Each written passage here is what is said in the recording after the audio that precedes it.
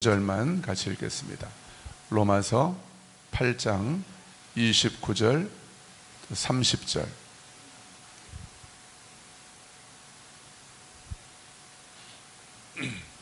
우리 다 같이 일어나서 함께 읽겠습니다. 로마서 8장 29절 30절. 자, 우리 믿음으로 선포하면서 읽겠습니다. 시작. 하나님이 미리 아신 자들을 또한 그 아들의 형상을 본받게 하기 위하여 미리 정하셨으니 이는 그로 많은 형제 중에서 맏아들이 되게 하려 하심이니라. 또 미리 정하신 그들을 또한 부르시고 부르신 그들을 또한 의롭다 하시고 의롭다 하신 그들을 또한 영화롭게 하셨느니라. 아멘. 네, 자리에 앉으십시오. 자, 오늘 말씀의 제목은, 주제는 말씀과 현실, 말씀과 현실 가운데에서 우리의 출발점은 어디냐 하는 것입니다. 이 큰 그림이 여러분 지금 들어오시죠? 말씀과 현실 가운데에서 우리는 어디에서 출발해야 하느냐 하는 것입니다. 어떤 분들은 현실에서 출발해야 된다고 말씀하는 분들도 있는 것 같아요. 설교자들 가운데, 또 신학자들 가운데. 그런데 어떤 분들은 말씀으로부터 우리의 삶은 출발해야 한다. 그리스도인의 삶은 말씀, 진리의 말씀으로부터 시작하고 출발하고 말씀을 붙들고 걸어가야 한다. 이렇게 말씀하는 분들도 있죠. 저는 당연히 후자입니다. 후자. 왜냐하면 현실이라는 것은 늘 변하기 때문에, 그리고 현실을 받아들이고 현실을 해석하고 현실에 반응하는 내 생각과 내 느낌과 감정과 태도도 늘 똑같습니까? 그렇지 않아요. 내 기분에 따라서, 내 컨디션에 따라서 늘 달라지기 때문에 현실에서부터 출발해서 그렇게 신앙생활하는 그런 신앙생활을 저는 별로 좋아하지 않습니다. 그런 분들을 정죄하고 판단하는 것은 제 몫이 아니기 때문에 저는 그렇게 하지는 않지만 그것을 별로 좋아하지 않습니다. 저도 한때는 현실에서 말씀을 바라보는 이런 설교를 했고 그런 신앙생활을 굉장히 좋게 느꼈던 적이 있어요. 지금보다 더 젊을 때. 그렇지만 지금은 그러지 않습니다. 저는 현실을 전혀 도외시하는 목사는 아니지만 현실이 말씀보다 더 중요하게 생각하지 않아요. 저에게 중요한 것은 말씀입니다. 왜냐하면 하나님이 말씀하셨으면 반드시 그대로 된다는 것을 우리는 알고 있기 때문에 그렇습니다. 그게 여호와의 선하심을 맛보아 안 자들의 고백이죠. 그래서 종잡을 수 없는 현실, 또 정권 따라 바뀌는 현실, 나의 컨디션에 따라서 바뀌는 현실에 우리는 중요성을 두고 살아가지 아니하고 거기에서 우리의 출발점을 찾지 않고 우리는 말씀으로부터 시작을 하는 것이죠. 자, 그런데 우리가 겪는 어떤 그 어려움, 또 실질적인 어떤 문제들은 뭐냐 하면 하나님이 말씀하신 그 진리의 말씀, 그 약속과 내 현실이 조금 안 맞는 것이 보인다는 거예요. 말씀은 분명히 이렇게 되어 있는데 내 현실에서 그 말씀의 약속이 나타나지 않는다는 거예요. 그게 우리가 현실 가운데서 부딪히는 어려움이죠. 여러분들도 마찬가지죠? 네, 저도 그렇습니다. 그때 중요한 것은 자, 자기를 부인한다는 것이 뭘까요? 말씀과 현실이 내 삶 가운데서 아주 조화롭게 말씀의 약속들이 풀어지고 그 생명이 나타나지 않을 때 자기를 부인한다는 것은 내가 지금 느끼고 바라보고 판단되어지는 이 생각, 나의 느낌과 감정을 이것을 지극히 당연한 것으로 받아들이지 않는 것, 이걸 내 것으로 취하지 않는 것입니다. 이게 자기 부인입니다. 그리고 말씀이 약속하고 있는 그 약속, 또 이미 그리스도 안에서 완전히 다 이루어져 있는 하나님의 그 약속, 나는 그것만을 붙들고 현실이 어떠하든지 그 말씀의 약속이 실제 내 삶 가운데 나타날 때까지, 아니 이미 나타나고 있습니다. 그 믿음으로 나는 걸어가겠다는 거죠. 이것이 바로 자기 부인인 줄로 믿습니다. 자기 부인은 뭐 힘들 때 나를 포기하고 나를 그냥 쳐서 복종하고, 물론 이것도 자기 부인이지만 그것보다 더 중요한 자기 부인은, 그것보다 더 중요한 자기 부인은 희생적인 자리에 내가 들어가고 또 헌신하고 또 더 행복할 수 있는, 더 잘 될 수 있고 승리하고 성공할 수 있는 삶을 포기하고, 이것만이 자기 부인이 아니라 그것은 자기 부인의 어떤 그 결과들, 열매들일 것입니다. 더 중요한 자기 부인은 내 감정과 느낌과 내 생각과 내 경험과 또 다른 사람들이 말하는 그 현실을 내가 취하고 당연한 것으로 받아들이지 않는 것, 이것이 진정한 자기 부인인 거예요.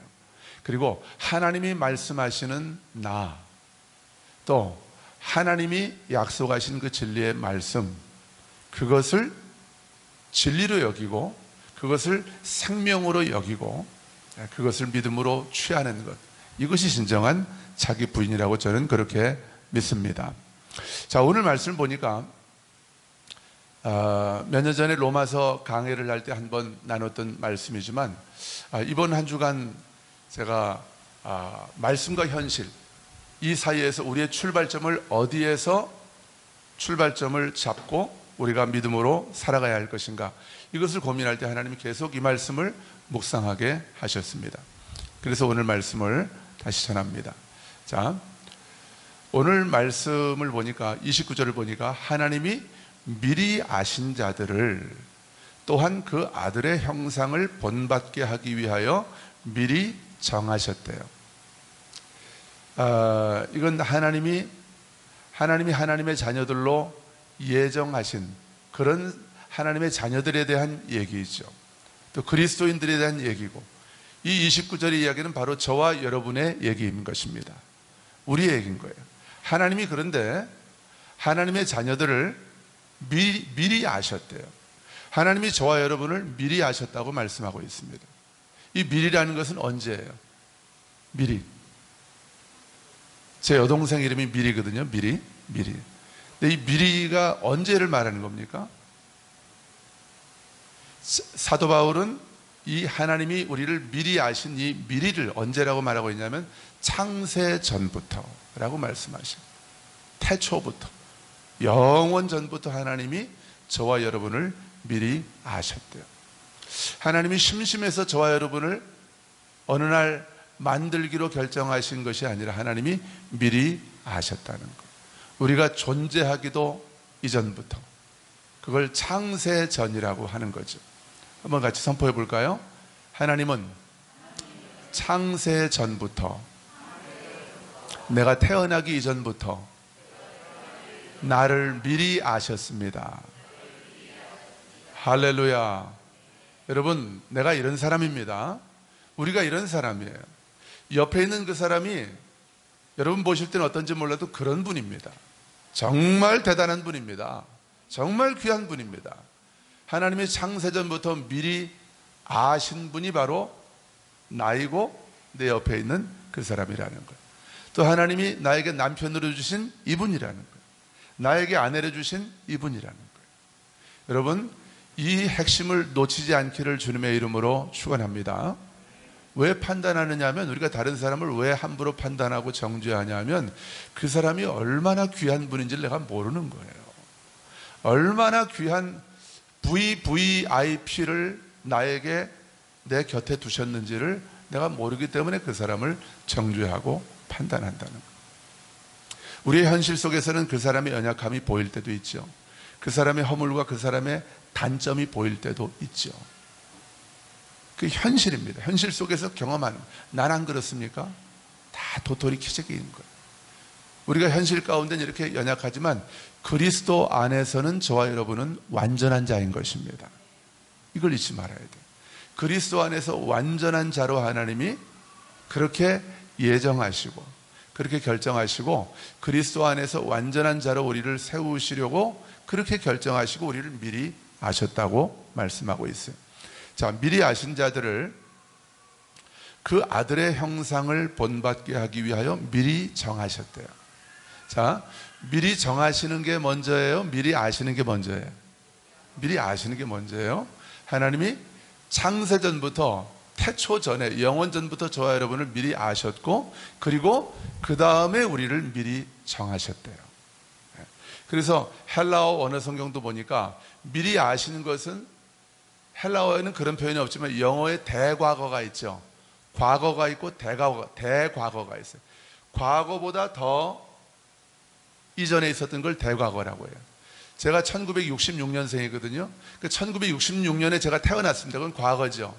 근데 6.25는 언제 일어났어요? 1950년도에. 제가 태어나기 16년 전에 일어났습니다. 그걸 대과거라고 하는 거예요. 하나님이 나를 미리 아신 것이 더 대과거, 더 먼저 있었던 일이에요. 먼저 선행했던 일이고 그 다음에 나를 미리 정하신 것은 과거에 있었던, 과거 어느 시점인지 우린 몰라요. 하나님은 아시죠. 우리를 미리 정하셨다는 거예요. 이걸 예정이라고 하죠. 자, 어떻게 하시려고 우리를 예정하신 거예요? 그 예정의 목적이 오늘 29절에 나와 있습니다. 하나님이 우리를 미리 아셨을 뿐만 아니라 먼저 미리 아셨고 그리고 하나님이 우리를 미리 예정하신, 정하신 그 목적이 29절에 나오죠. 뭡니까? 한번 읽어보세요. 하나님이 미리 아신 자들을 또한 한번 여러분 목소리를 읽어보세요. 시작. 자, 하나님이 저와 여러분을 미리 아셨고 또 미리 정하신, 이걸 예정이라고 하잖아요. 예. 칼빈이 말한 유명한 교리죠. 예정의 교리. 칼빈이 무슨 말을 했는지는 중요하지 않아요. 하나님이 성경을 통해서 우리에게 무슨 말을 하셨는지가 더 중요하죠. 자, 하나님이 우리를 미리 예정하신 목적이 뭐예요? 그 아들이 누굽니까? 예수 그리스도의 형상을 본받게 하기 위하여 미리 정하셨다. 자, 이 성경 말씀을 잘못 오해하면 우리는 그 아들의 형상을 본받기 위하여 평생 노력하고 애쓰고 그렇게 살아가야 되는 것처럼 보일 수 있어요. 그런데 저 원문의 의미는 그렇지 않습니다. 그 아들의 형상, 여러분, 예수님의 형상은 하나님의 형상입니다. 골로새서에도 또 고린도후서에도 분명하게 나와 있어요. 예수님은 하나님의 형상을 우리에게 나타내 보이시는 분. 그러니까 예수님이 빌립에게 말씀하시죠. 나를 본 자는 아버지를 본 것이다. 이게 외모를 말하는 것일까요? 그렇지 않아요. 그 아버지의 그 성품, 아버지의 능력, 아버지의 권위, 아버지의 생명, 동일한 것을 예수님이 가지고 계시다는 거예요. 그게 하나님의 형상입니다. 그러니까 아들의 형상은 곧 아버지의 형상과 같은 거예요. 영적인 본질이 똑같다고 말입니다. 그 아들의 형상을 본받게 하기 위하여, 다시 말하면 우리가 아담과 하와의 타락 때문에 잃어버렸던 하나님의 형상을 다시 회복하게 하시기 위하여 하나님께서 우리를 미리 아셨고 미리 정하셨다는 것입니다. 그러면 예수님이 십자가에서 우리의 모든 죄를 다 담당하시고 히브리서 9장 11절 12절의 표현대로 하면 영원한 속죄를 이루셨습니다. 할렐루야. 자, 우리가 어떻게 앞으로 하는 것을 보고 영원한 속죄를 완성하실까 말까가 아니라 성경은 정확하게 말하고 있어요. 영원한 속죄를 이루셨대요. 그러면 예수님이 저와 여러분을 위해서 십자가에서 영원한 속죄를 이루심으로 말미암아 저와 여러분 안에는 우리가 잃어버렸던, 원죄 때문에 잃어버렸던 하나님 아버지의 그 온전하시고 아름다운 형상이 회복된 것입니까? 앞으로 회복해 가야 합니까? 할렐루야. 저는 어제도 오늘 아침도 너무 신이 나는 거예요. 설교를 준비하는데 그전에는 설교를 준비하고 설교를 하는 것이 너무 부담이었는데 지금 너무 행복해요. 제가 설교 잘하려고 하는 마음이 이미 내려놨으니까. 그래서 설교 잘한다는 칭찬 듣고 싶지 않아요. 그거 들어봐야 교만해지기만 하고, 복음을 나눌 수 있다는 것이, 복음을 선포할 수 있다는 것이 저에겐 기쁨인 거예요. 너무 좋아요. 하나님의 형상, 그 아들의 형상을 본받게 하시길. 본받는다는 것은 그 형상과 같은 모양이 되게 하신다는 거예요. 이게 하나님이 저와 여러분을 미리 정하신 이유라는 거예요. 목적이라는 거예요. 잃어버리던 하나님의 형상을 우리가 회복하고 예수 그리스도와 같은 하나님의 형상으로 이 땅에서 살아가는 자. 다시 말하면 하나님을 나타내고 하나님의 생명을 나타내고 하나님의 그 아름다우신 성품을 우리의 삶 가운데서 나타내는 자로 하나님께서 저와 여러분을 미리 예정하셨다는 거예요. 기쁘시죠? 저는 이 말씀을 묵상하고 준비하면서 얼마나 또 한 번 기뻤는지 몰라요. 이미 한 번 기뻐했던 말씀이지만 읽을 때마다 또 새로운 거예요.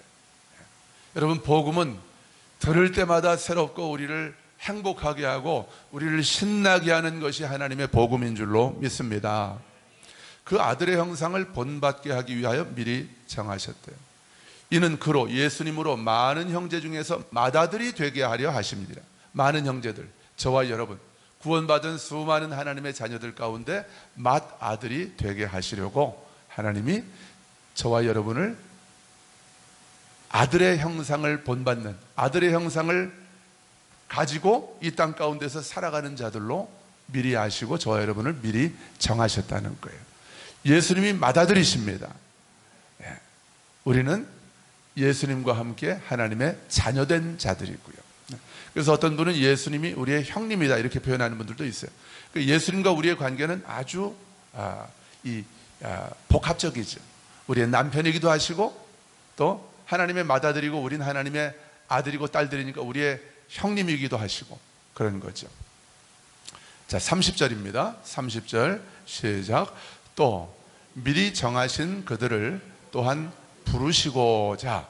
미리 정하신 목적은 뭐라고 그랬죠? 아들의 형상을 똑같은, 그러니까 닮아가는 게 아니에요. 과정을 말하는 게 아니에요. 아들의 형상, 영원한 속죄를 받은 자 안에는 이미 아들의 형상이 있는 것입니다. 그 형상을 내가 닮아가기 위해서 노력하는 것, 이게 복음이 아니에요. 이미 내 안에 있는 그 형상을 믿음으로 나타내고 살아가는 것입니다. 아들의 형상으로 살아가는 거예요. 요한복음 요한 1서 4장 17절을 보면 주께서 그러하심과 같이 우리도 이 세상에서 그러함이니라. 현재형을 말하고 있어요.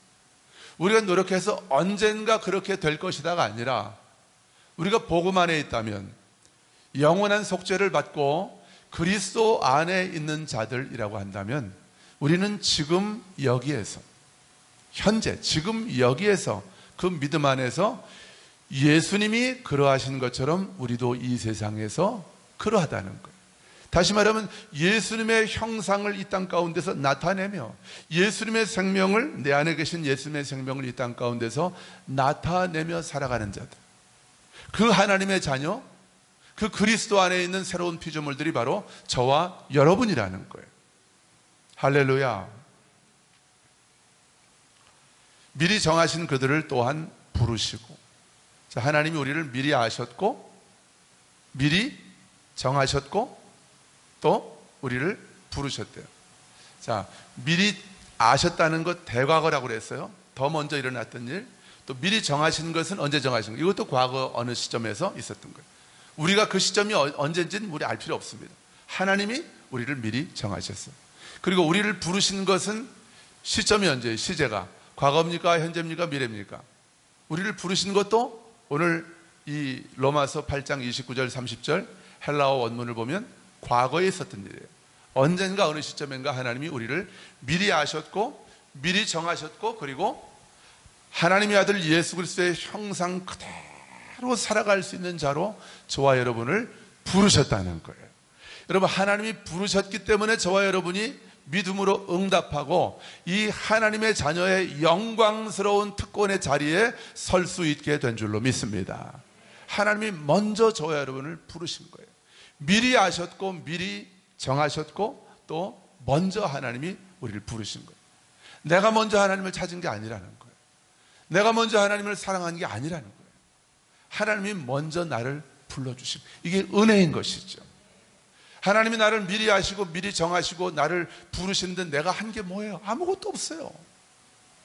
그분이 부르셨는데 어떤 사람들은 불러도 모르고 지나가는데, 부르셔도 응답하지 않고 지나가는데 나는 하나님의 은혜로 응답을 하게 되었다는 거예요. 내 자랑이 아니에요. 나의 의가 아닙니다. 전적으로 하나님의 은혜로 된 것인 것입니다. 정하신 그들을 또한 부르시고 부르신 그들을 또한 어떻게 하셨어요? 의롭다 하시고. 자, 이 헬라어의 시제가 의롭다 하신 것이 과거일까요? 현재일까요? 미래일까요? 오늘 제가 묻는 건 다 답이 정해져 있습니다. 뭐예요? 과거예요. 과거. 헬라어에는 독특한 부정과거라고 하는 그런 그 용법이 있어요. 동사의 부정과거. 이거는 완결된 어떤 동작, 이걸 말하는 거예요. 이거 바뀌지 않아요. 아멘. 은혜가 되시죠? 하나님이 저와 여러분을 의롭다 하셨대요. 바뀌지 않는다는 거예요. 우리의 연약함이 하나님이 나를 이미 그리스도 안에서 예수 그리스도의 십자가와 부활을 통해서 의롭다 하셨다고 하는 이 사건이, 이건 단회적인 사건이다, 이렇게 말해요. 반복되지 않는다는 거예요. 바뀌지 않아요. 누가 나를 흔든다고 바뀌지 않습니다. 내가 때로 넘어진다고 해도 바뀌지 않는 것입니다. 하나님이 나를 부르셨고, 자, 다시 따라해보세요. 미리 아셨고 미리 정하셨고 먼저 부르셨고 의롭다 하셨습니다. 할렐루야. 바뀌지 않습니다. 선포합시다. 바뀌지 않습니다. 근데 바뀔 수 있는 유일한 게 성경에 나와요. 우리가 배도할 때. 배도가 뭐? 배교. 예수님을 모른다고 부인하는 거. 왜요? 살기 위해서.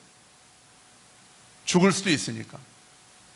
예수 믿으면 죽는다고 하니까, 죽인다고 하니까 배교하면 그때는 그것이 무효화될 수 있는, 이게 유일한 단서입니다.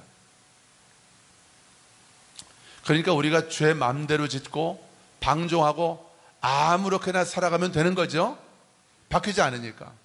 이건 정말 아주 팔푼이 같은 그런 소리입니다. 하나님의 마음을, 그걸 값싼 은혜, 값싼 복음이라고 하는 거예요. 그 사람은 구원받지 않은 사람이에요. 만약 그렇게 결론을 짓고 살아간다고 한다면, 내가 이런 자임을 알기 때문에 우리가 이 땅 가운데서 내 안에 있는 하나님의 거룩함과 생명을 나타내며 살아가는 것이 우리의 삶의 기쁨이고 우리의 삶의 영광이고 특권이고 목적이 되는 것이죠. 어떻게 우리가 이미 의롭다 하심을 받았고 이 사실은 변하지 않는 것이니까 내 맘대로 내가 살다가 죽을 때 돼서 하나님 한 40일 금식 기도하고 회개하겠다, 이건 말 같지도 않은 얘기죠.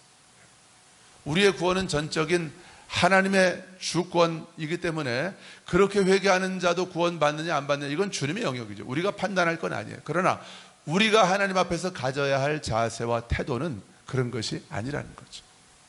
나 같은 죄인을 구원해 주시고 하나님의 의가 되게 해 주셨는데, 영원한 속죄를 받게 하셔서 나를 의인 삼아 주셨는데, 우리가 어떻게 과거로 또 돌아가서 그렇게 마음대로 살아갈 수 있겠습니까? 아들의 형상을 닮게 하시고 잃어버렸던 아들의 형상, 하나님의 형상을 회복하게 하셔서 그 하나님의 형상을 이 땅 가운데 나타내며 살아가도록 우리를 미리 아시고 미리 정하셨는데 우리가 어떻게 그렇게 살아갈 수가 있어요? 여러분, 복음은 우리의 삶을 더 거룩하게 하는 능력인 줄로 믿습니다. 그래서 바울은 고백하잖아요. 내가 이 복음을 부끄러워하지 아니하노니 이 복음은 모든 믿는 자들에게 구원을 주시는 하나님의 능력이 됨이라. 구원, 이 구원이 뭐예요? 이 현실 가운데 우리가 마주하게 되는 딜레마. 말씀은 그런데 내가 이렇게 못 사네요. 어떻게 하죠? 누가 나를 구원해줘? 복음이 나를 구원해 주시는 것입니다. 이 복음이 나를, 모든 믿는 자들을 이 현실의 딜레마, 계속해서 죄 앞에서 무너지고 또 넘어지는 이 하나님 나 이렇게 살고 싶지 않는데 어떡하죠? 이 복음이 하나님의 능력이라고 우리에게 말씀하고 있는 거예요. 이 현실의 딜레마에서 우리를 건져내시는 하나님의 능력이라고. 근데 자꾸 우린 현실로 말씀을 가지고 가요. 그 뭔가 문제가 있네. 아, 그렇구나. 내가 법적으로는, 신분적으로는 하나님의 의가 되었고, 여러분 이게 교리입니다. 신학교에서 가리키는 교리입니다. 또 성경 공부할 때 가리키는 교리입니다. 저는 근데 더 이상 그렇게 가리키지 않아요. 무슨 말을 하려는지 이해는 합니다만은 그렇게 가리키지 않아요. 저는 성경대로만 가리키고 싶은 거예요. 너 잘났다 이게 아니라, 나 잘났다가 아니라 부족하지만 겸손하게 하나님의 말씀만을 가리키고 싶다는 거예요. 그러니까 현실과 진리의 말씀이 이게 충돌하고 뭔가 딜레마가 있으니까 뭐라고 가리키냐 하면 이렇게 가리키는 거예요. 우리가 법적으로나 신분적으로는 영원한 속죄를 받았다.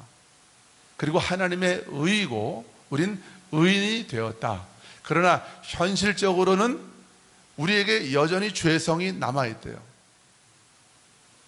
그러니까 죄를 짓기 때문에 우리가 죄인임을 인정하지 않을 수 없다.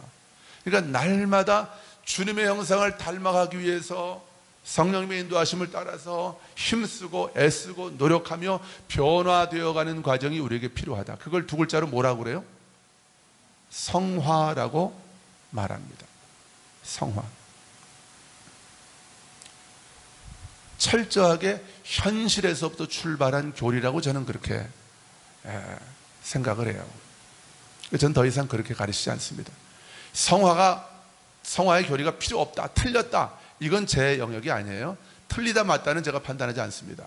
그러나 그것은 또다시 이미 주님께서 우리에게 주신 영원한 속죄와 의롭게 하셨다고 하는 이 구원의 확증을 다시 이전으로 후퇴시켜서 이미 결승선을 통과한 경주자를 다시 출발선으로 데리고 가서 다시 이제부터 저 결승전에 가기 위해서 노력해서 도토리 키재기 하면서 서로 경쟁하게 만드는 거예요. 이건 논리적이지도 않습니다. 하나님이 우리에게 주신 구원은 그게 아니에요. 이 믿음으로 살아가니까 어차피 현실에서 경험하는 나는 형편없어요. 아직 멀었어요. 그런데 결승점은 저쪽 멀어요. 그러니까 타협하는 거예요. 나는 어쩔 수 없어. 이렇게 이게 살다가 이제 언젠가는 변화되겠죠. 그 언젠가가 언제겠어요? 아무리 노력해도 우리가 내 힘으로 변화될 수 없기 때문에 그 변화를 주님께서 이루신 것입니다. 할렐루야. 십자가와 부활을 통해서 주님 그분이 이루신 거예요. 다 이루셨다고 말씀하고 있는 거죠. 자, 의롭다 하시고, 이게 현재 시제도 아니고 미래 시제도 아니에요. 의롭다 하셨대요. 그 의롭다 하신 십자가와 부활을 통해서 우리에게 영원한 속죄를 이루시고 저와 여러분을 의롭다 하신 이 약속이 예수 그리스도를 믿음으로 나의 구주로 고백하는 자들, 다시 말하면 그래서 그리스도 안에 있는 자들에게는 하나님이 그리스도 안에서 의롭다 하셨다고 하는 이 진리가 저와 여러분의 것이 되는 것이죠. 그래서 내가 하나님의 의가 되는 것이죠. 하나님이 죄를 알지도 못하시는 분 예수 그리스도를 우리를 대신하여 죄로 삼으신 것은 우리로 하여금 예수님 안에서 하나님의 의가 되게 하려 하심이라. 이게 영원한 속죄고 이게 바로 우리가 받은 의롭다 하심의 진리인 것이죠. 자, 의롭다 하셨고 30절 보세요. 자, 여러분 충격받을 준비를 하시고 이 말씀을 읽으셔야 됩니다. 정신 바짝 차리고 읽어보세요. 자, 30절 뒷부분입니다. 그들을 또한 의롭다 하시고, 시작. 그들을 또한 의롭다 하시고 의롭다 하신 그들을 또한 영화롭게 하셨느니라. 여러분 충격을 좀 받으셨습니까? 어떤 부분이 제일 충격이 돼요? 예? 말씀 좀 해보세요. 그들을 또한 의롭다 하시고 의롭다 하신 그들, 의롭다 하신 그들이 누구예요? 저와 여러분입니다. 할렐루야. 하나님이 이미 의롭다 하신 저와 여러분을 하나님께서 또한 어떻게 하셨대요? 영화롭게 하고 계시대요. 우리가 믿음 생활 잘하면 나중에 하신대요. 정확하게 말씀해 보세요. 하셨습니까? 하실 것입니까? 하셨습니다. 헬라어 원문도 과거 시제예요. 과거에 일어났고 지금 나하고 상관이 없다 그 말이 아니라 이미 영화롭게 하셨대요. 바뀌지 않는다는 거예요. 누구도 바꿀 수 없다는 거예요. 오카는 목사님이 살아계실 때 했던 설교 중에 누구도 흔들 수 없는 우리의 구원, 이런 얘기 하시더라고요. 바로 그 얘기입니다. 바뀌지 않는 거예요. 나의 연약함과 나의 실패와 나의 넘어짐이 하나님이 나를 이미 그리스도 안에서 영화롭게 하셨다고 하는 진리를 훼손할 수 없는 것입니다. 바뀌어지지 않는 것입니다. 언제만 바뀔 수 있어요? 내가 예수님을 내 의지로 부인하는 거예요. 왜? 어떻게 하려고? 내가 살기 위해서, 내가 돈 벌기 위해서, 내가 1년 더 살기 위해서, 날 죽인다고 하니까 그때만 의롭다 하신 것과 나를 이미 영화롭게 하신 것이 소멸될 수 있는 거예요. 자, 하나님이 우리를 영화롭게 하셨다. 이것을 많은 사람들은 죽어서 완성되는 것으로 그렇게 말을 해요. 물론 완전한 완결은 죽어서 영원히 완성되겠죠. 현실에서는 내가 하나님이 이미 나를 영화롭게 하셨는데 현실의 나를 보면 전혀 도무지 그런 것 같지가 않아요. 너무 참 창피하고 부끄럽고, 예? 형편없어 보여요. 그게 우리의 현실입니다. 여러분, 그때 자기를 부인하셔야 됩니다. 맞아, 나는 형편없어. 그러니까 하나님이 나를 영화롭게 하실 것이지 영화롭게 하신 건 아니에요. 그럼 저 말씀은 뭡니까?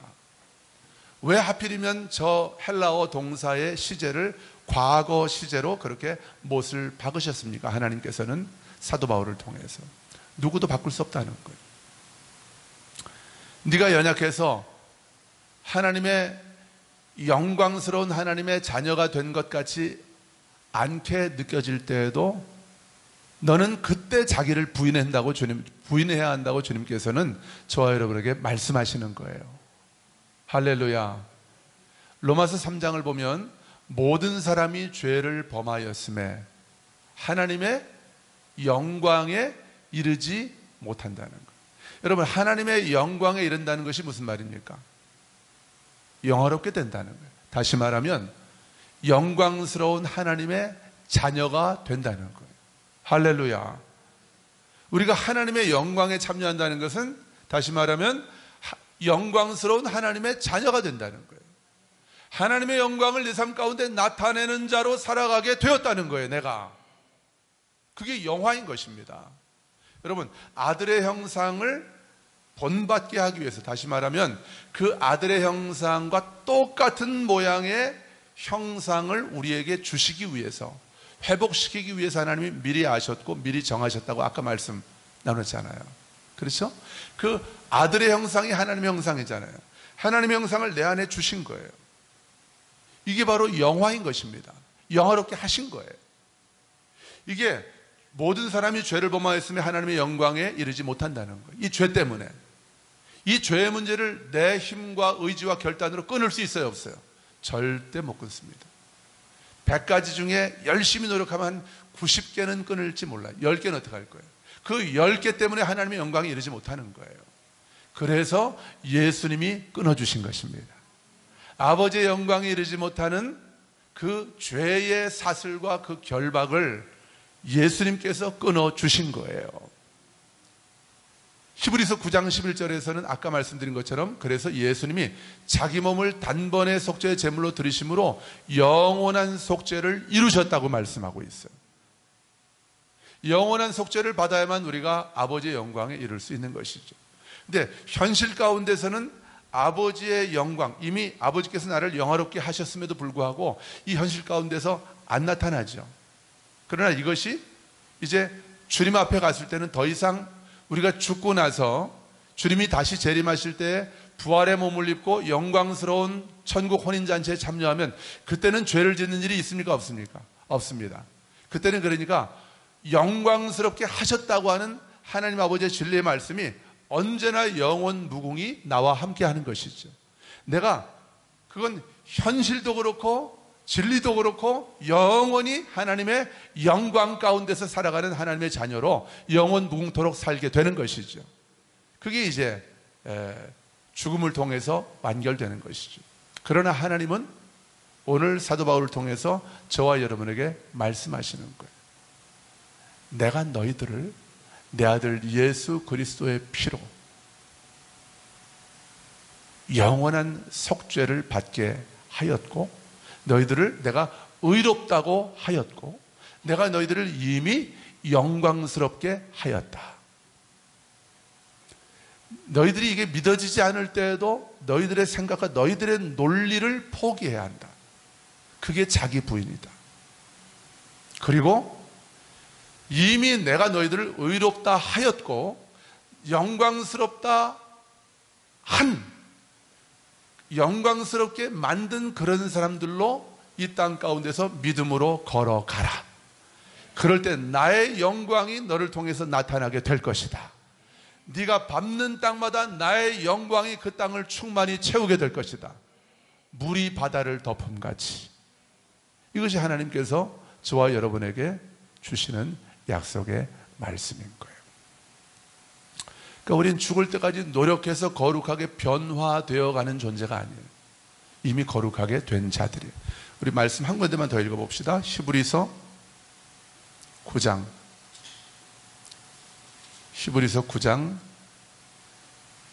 12절 361면입니다. 히브리서 9장 12절 시작. 염소와 송아지의 피로 하지 아니하고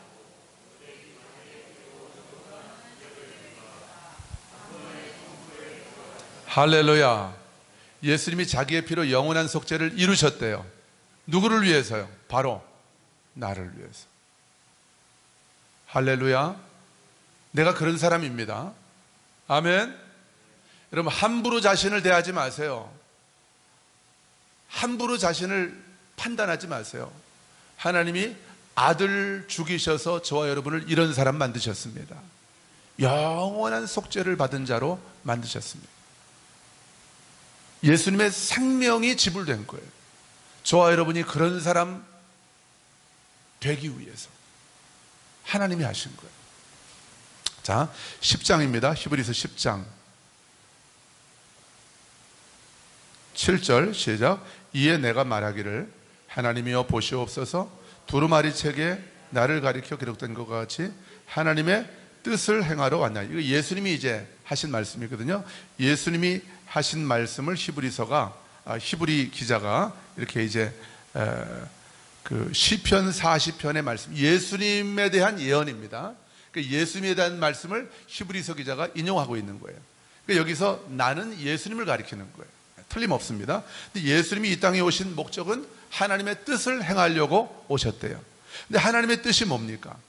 자, 9절 보세요. 9절 시작. 그 후에 말씀하시기를 보시옵소서, 내가 하나님의 뜻을 행하러 왔나이다 하셨으니 그 첫째 것을 폐하시면 둘째 것을 세우려 하시면. 첫째 것이 뭐예요?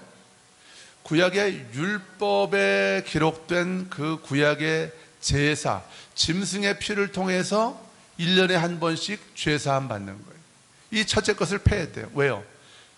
하나님의 뜻은 우리에게 영원한 속죄를 이루시는 것입니다. 근데 첫째 것을 가지고는 영원한 속죄를 이룰 수가 없기 때문에 첫째 것을 폐하고 둘째 것을 세우려고 하셨대요. 둘째 것이 뭡니까? 예수님이 자기 몸을 영원한 속죄의 제물로 드리셔서 자기 몸을 드리셔서 자기 피로 우리에게 영원한 속죄를 주시는 거예요. 이게 바로 새 언약이죠. 이 둘째 것을 세우기 위해서 예수님이 오셨대요. 저와 여러분 안에, 저와 여러분을 이 새 언약 안으로 들어오게 하시는 것이 하나님의 뜻이다 그 말입니다. 이게 예수님이 이 땅에 오신 목적이라고 말씀하고 있는 거예요. 근데 더 기가 막힌 말씀, 저 이 말씀 너무 사랑해요. 이 10절 말씀, 여러분 이 10절을 그냥 읽지 마시고 여러분의 생명을 좀 한번 여기다 집어 던져놓고 이 말씀을 좀 읽었으면 좋겠어요. 우리의 생명보다 더 귀한 말씀이 이 말씀입니다. 자, 10절 시작. 이 뜻을 따라 예수 그리스도의 몸을 단번에 들이심으로 말미암아 우리가 거룩함을 얻었노라. 할렐루야. 우리가 거룩하게 변화되어 가야 합니까? 거룩함을 얻은 자로 이 땅을 믿음으로 살아가야 합니까?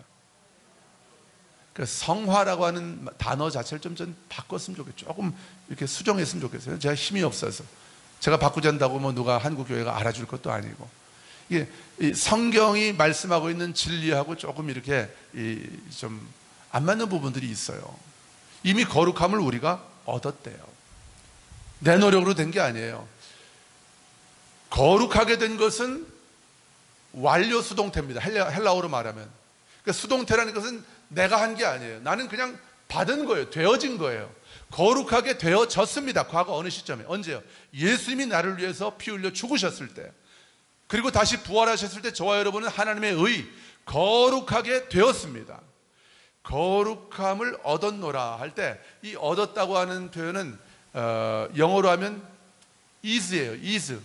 그러니까 비동사입니다. 지금 내가 거룩한 거예요. 예수님 때문에 내가 거룩하게 되어서 지금 나의 상태는 거룩한 거예요. 이것이 그리스도 안에 있는 저와 여러분을 바라보시는 하나님의 관점인 것입니다. 자기를 부인한다는 것은 나의 관점을 포기하는 거예요. 나는 지금 거룩해 보이지 않잖아요. 그렇죠? 당연히 그래요.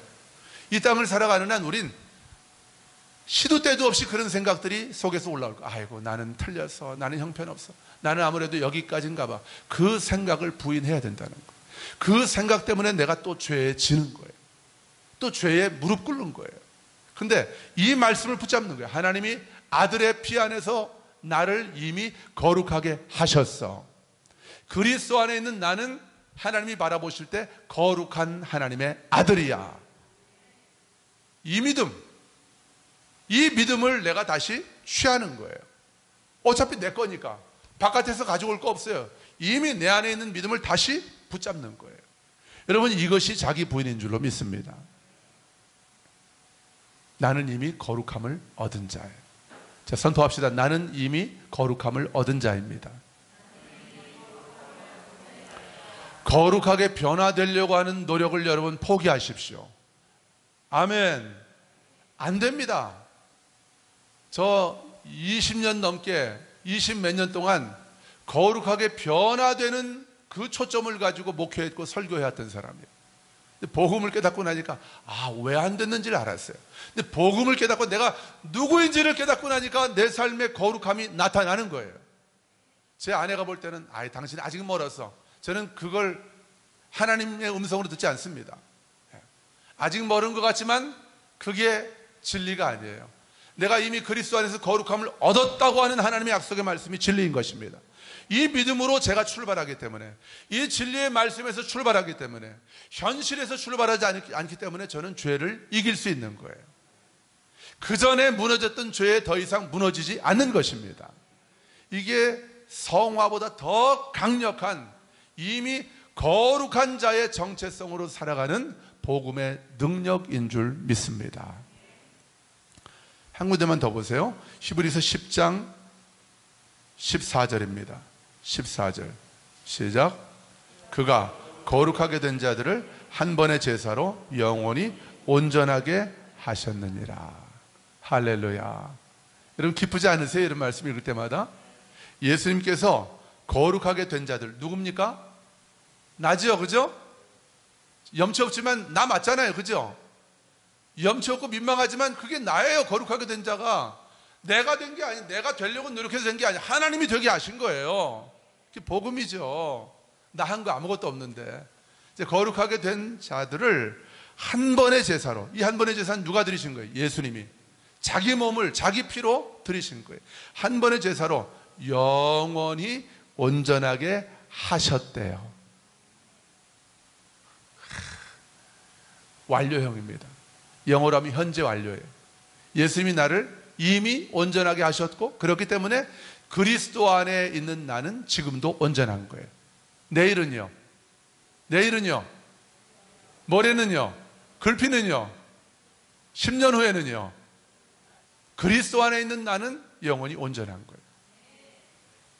하나님의 자녀의 하나님의 의의 정체성으로 믿음으로 한 걸음 한 걸음 주님을 신뢰하면서 육신을 따르지 않고 영의 인도함을, 성령의 인도함을 따라서 몸의 행실을 죽인다는 게 자기를 부인하는 거예요. 자기를 부인하고 성령의 인도함을 따라서 이 확신과 이 믿음으로 걸어가는 자들이라면 그 사람은 내일도 온전할 것이고 모레도 온전할 것이고 10년 후, 20년 후에도 온전할 것이고, 그래서 오늘 말씀은 영원히 온전하게 하셨다고 말씀하는 거예요. 여러분, 말씀을 정리합니다. 우리 현실 속에서는 내일도 모레도 내가 온전과는 전혀 터무니없이 거리가 먼, 거룩하게 된 자와는 너무나 거리가 먼 나의 연약함을 발견하게 될 것입니다. 여러분, 그때 우리가 해야 될 게 뭐라고요? 자기 부인입니다. 나의 출발점을 현실에서 잡지 않는 거예요. 그리고 하나님의 약속의 말씀 안에서 현실을 살아가는 거예요. 그럴 때 이미 내 삶 가운데 이루어진 이 온전한 거룩함과 영원히 온전케 된 하나님의 의, 하나님의 자녀의 정체성, 이 생명이, 그리스도 안에 새로운 피조물된 이 생명이 저와 여러분의 삶의 현실에 나타나고 풀어지게 될 것입니다. 이게 하나님의 형상, 아들의 형상을 본받는 것뿐만 아니라 나타내는 삶인 거예요. 하나님이 이런 영광스러운 삶으로 저와 여러분을 부르셨습니다. 다시는 속지 않기를 주님의 이름으로 축원합니다. 다시는 이전에 옛 언약의 패러다임으로 주님을 닮으려고 애쓰는 어리석은 자들 되지 않기를 주님의 이름으로 축원합니다.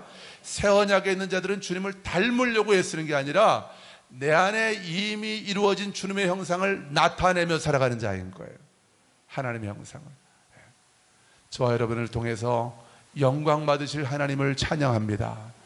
우리의 삶을 통해서 예수님의 생명과 하나님의 영광이 나타날 때마다 높아지시고 영광 받으시면서 우리의 자녀들이, 우리의 가족들이, 우리의 직장 동료들이 우리가 이런 하나님의 의의 정체성, 하나님의 자녀의 정체성, 복음으로 살아가는 저희들을 보면서 그분들이 궁금해하는 거예요. 아, 이상하다. 우리 마누라가 분명히 달라졌는데, 변했는데, 그전엔 나한테 저러지 않았는데 도대체 우리 마누라 안에서 무슨 일이 일어난 거지? 궁금해하게 되는 거예요. 내 직장 동료들이, 아니, 저 사람이 그전엔 저러지 않았는데 요즘은 왜 저렇게 행복하지? 왜 저렇게 사람이 너그럽지? 내가 노력한 게 아니에요. 내가 누구인지를 깨달았고 하나님이 바라보시는 나, 그것을 내가 믿기로 결정했고 하나님이 바라보시는 대로 내가 나를 바라보고 그러다 보니까 다른 사람도 그렇게 보이기 시작하는 거예요. 기대하게 되는 거예요, 여러분. 하나님이 그 사람을 통해서 하실 일들을. 그러니까 이제는 더 이상 판단하지 않는 거죠. 정죄하지 않는 것이죠. 그러니까 하나님의 복음, 하나님 나라의 복음을 깨닫고 나면 그 사람이 너그러워집니다. 그런데 자기 의의를 가지고 하나님의 복음을 깨닫지 못하면 또 내가 거룩하게 변화되어야 가잖아요. 나는 지금 거룩하게 변화되려고 몸부림을 치고 있잖아요. 그러니까 그렇게 살지 않는 사람들을 보면 어떻게 되는 거예요? 인간 같지가 않은 거예요. 사람 같지가, 상대를 하기가 싫은 거예요. 자기만 잘난 거죠. 근데 보면 주변에는 아무도 없어. 나 혼자 잘났대요. 어쩌면 제가 그렇게 살았던 것 같아요, 지금까지. 참 부끄러워요. 여러분, 더 이상 그렇게 바보처럼 살지 마십시다. 복음을 깨닫고 복음의 생명과 능력으로 살아가면 주변의 사람들이 이렇게 붙어요. 아, 너무 좋다. 저 사람하고 있으면 너무 좋다. 궁금한 거예요. 나도 그렇게 변하고 싶은 거예요. 하나님이 저와 여러분에게 그런 사람들을 붙여주실 줄로 믿습니다. 우리의 삶을 통해서 복음의 생명과 하나님의 영광이 날마다 나타나게 될 줄로 믿습니다. 우리 다 같이 일어나셔서 찬양 같이 하겠습니다. 6월절 어린 양의 피로.